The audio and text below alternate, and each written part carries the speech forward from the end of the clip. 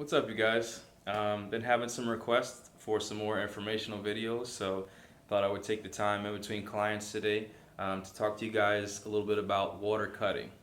Um, so what water cutting is you're gonna find this in any sport, MMA, boxing, powerlifting, anything where you're required to make a certain weight.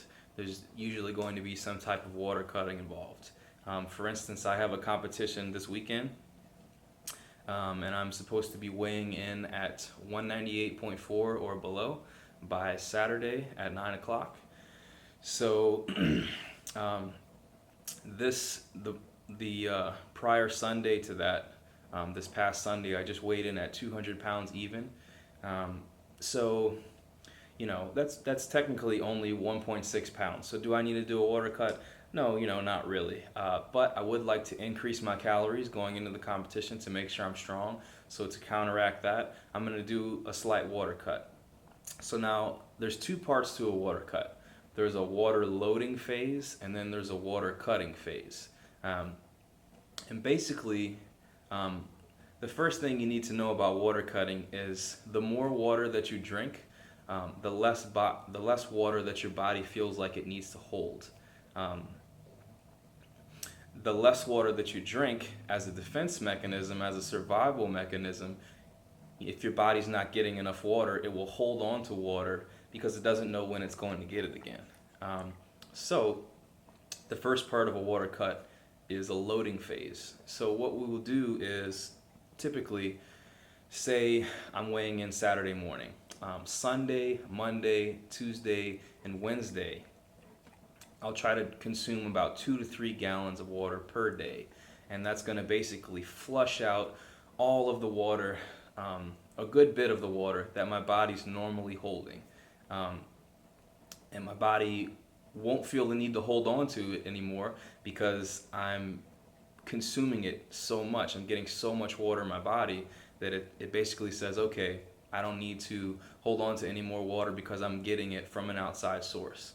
So once you've flushed out all the water that your body's holding, which is typically about 6 to 8 pounds, then come Thursday, I'll cut that dosage in half. So I'll only consume 1 gallon of water. Then come Friday, I'll cut it in half again, and I'll only consume half a gallon of water on Friday. And I like to consume that half a gallon by about 3 o'clock p.m. And then from 3 p.m. to my weigh-in Saturday at 9 a.m., I won't consume any water.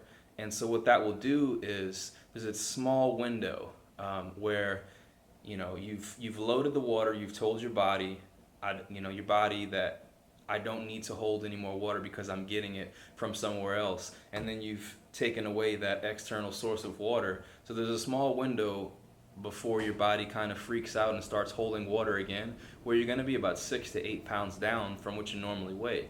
That's when you want to weigh in. You'll weigh in, for instance, myself, if, let's say I was 200 on Sunday, I eat a little more calories, probably get up to about 203, so cut 6 to 8 pounds. I'll probably be about 196, I would say.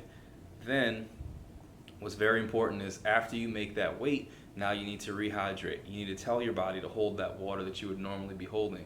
So, as soon as you make weight, you want to typically get a Pedialyte.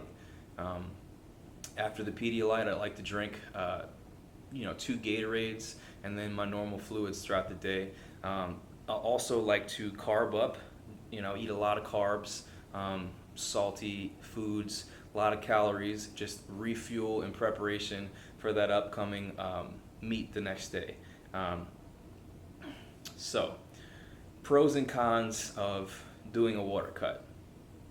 Pros obviously are, for powerlifting, if you can drop down to the next weight class, obviously you're going to be more competitive than you would be in a higher weight class, so that's a pro.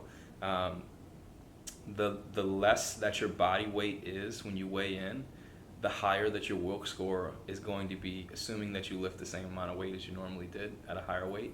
So that's another pro. And that's pretty much it as far as the pros go. Now, as far as the cons go, there there is a pretty high risk of things going wrong, which is why water cuts aren't really recommended unless you absolutely need to. For instance, if you're going for a record, or maybe you're right at the cusp of that weight class and you don't want to come in at the bottom of the next one.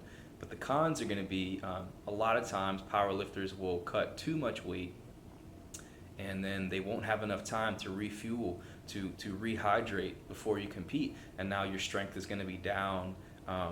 You have the risk of cramping up a lot while you're competing. You might go for maybe your a lot of times it will happen, you hit your third attempt on squats, it's a grinder, you go in for your opener on bench and you get cramps in your lower back, cramps in your hamstrings, and then you're having to fight that throughout the meet, and try to fix that issue. So that is a risk. Like I said, a risk, not being able to rehydrate enough and coming in weaker. Which obviously powerlifting is about your strength, so that's a big concern. Now, so that being said, we've talked about the pros and the cons of it.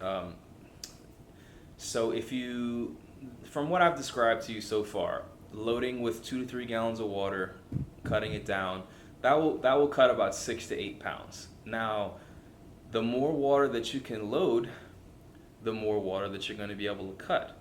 But, there is a limit to it. It is possible to get what's called water intoxication. I think it's called hypotonemia or something like that. Don't quote me on that. You have to check it out. But basically, you consume so much water that you expel all of your electrolytes, and that can be pretty detrimental to your health. So there is a limit of how much water that you can consume in a loading phase before you cut. So I definitely don't recommend doing any more than 3 gallons max in the loading phase. If you need to pull any more than, like, say 10 pounds, I would do your water cut, and after that, then you can look into maybe sitting in the sauna, or throwing a trash bag on. There's some pretty extreme things I've seen people do to make weight. Spitting in a cup, stuff like that. But again, that's top level, and that's something that an everyday person definitely shouldn't try. Again, I also said, like, water cuts, they're not for everybody. I definitely don't recommend water cuts for my clients, unless or even for myself, unless you're going for a record, which, for instance, I am going for a record. I'm going for the deadlift only state record this weekend, at the 198 weight class. So had I not been going for that record, I probably just would have came in at 220 and did it like that. But I want to get that record under my belt, so I'm going to make a small water cut, and that'll be that. But I just wanted to take the time to kind of explain to you what's going on with that. You see a lot of athletes, and maybe they're 220 in training, and then they weigh in and they're 200, and you're like, man, how did they lose that weight? And then the next day they look like they're 220 again when they're competing. Well, that's what's going on, and that's how you do it. If you guys have any questions, feel free to hit me up. I'm going to post this on my YouTube channel, Peak Nutrition and Fitness, my Instagram at Peak Nutrition and Fitness, and my Facebook, Jonathan Curry. So stay tuned. Let me know what you guys want to see.